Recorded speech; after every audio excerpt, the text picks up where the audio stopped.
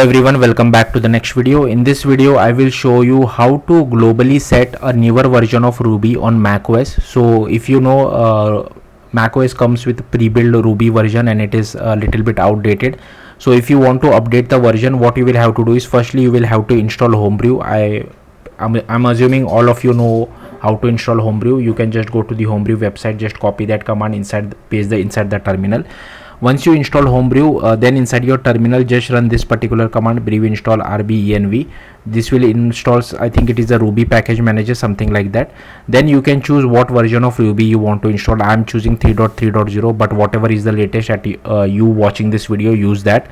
Run this particular command and then set that particular version. Now many of you would think, okay, that's done, this is my global version, but that isn't the case because macOS still is using the older version as the default global version. So if you run this particular command, you will see the older version of macOS. So you will just have to run this particular command on macOS, and whatever is the version set on rbenv, so this is one command.